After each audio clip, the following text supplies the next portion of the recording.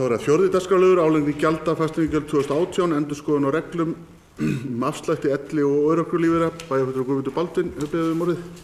Forseti ágætu bæjarfulltrúi, hér tekið fyrir fyrsti liður í fundargerð bæjarráðs frá 15. febrúar síðastliðnum, en bæjarráð samþykkti þar framlagða tillögur breytingar á reglum afslátt af fasteignaskatti á tekjulitlu elli- og örorkulífeyrisþegum hjá Akureyrarbæ fyrir árið 2018.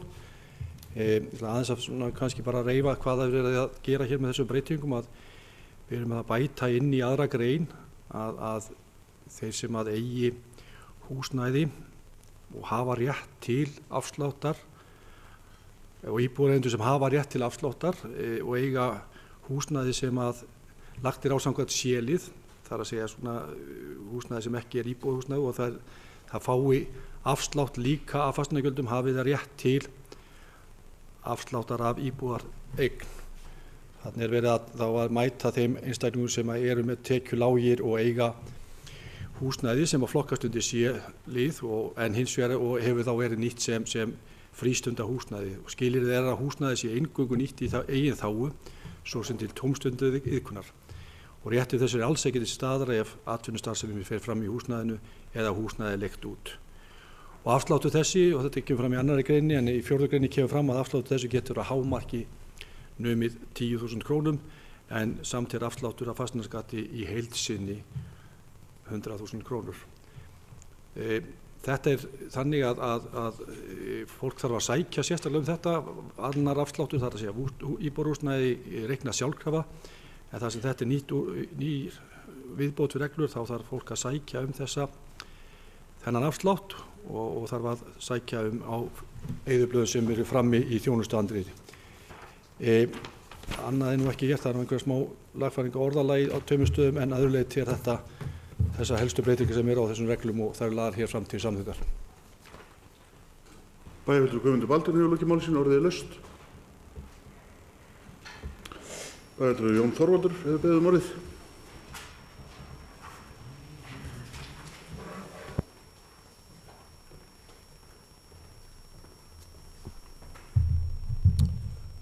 Forseti og ágætu bæjarfulltrúar.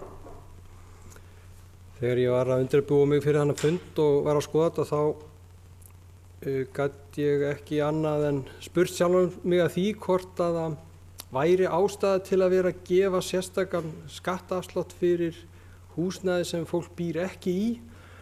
Það er skiljanlegt að við viljum styðja tekjulága varðandi þeirra eigin húsnæði, og þarna er skattafslátturinn ekki nema 10.000 kall.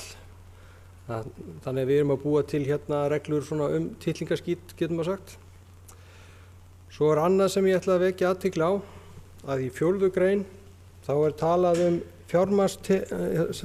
tekjur ársins 2016 samkvæmt skattframtali 2017.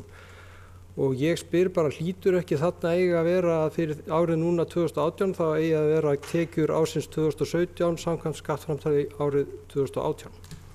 Takk fyrir. Bæjarfulltrúi Jón Þorvaldur hefur lokið máli sínu, næst tekur til máls bæjarfulltrúi Guðmundur Baldvin. Forseti ágætu bæjarfulltrúar. Jú, titlingaskítur og ekki titlingaskítur, eins og bæjarfulltrúi Jón Þorvaldur orðaði það. Þetta erum við náttúrulega að bregðast við að hluta til að við breyttum á síðasta ári fasteignaskatti á verðbúðum, færðum úr A-flokki í C-flokk eða A-liði í C-lið, og þar voru einstaklingar innanum sem eru tekjulágir og hafa átt verðbúðir til lengri tíma, og við vorum þá að mæta því þessari hækkun sem var að leggjast á verðbúðirnar. Hins vegar er ekki hægt að velja einhver ákveðna eignir, heldur látum við þetta gilda almennt það eignir sem eru í C-lið, og þarlandi eru einstaklingar sem utan verðbúða sem eiga þá fasteignir sem eru flokkast þarna undir í bænum sem geta hugsanlega fengið hann afslátt. Þetta er náttúrulega, eins og ég segi, þetta er ekki stórvægileg breyting og kostar ekki mikið peninga.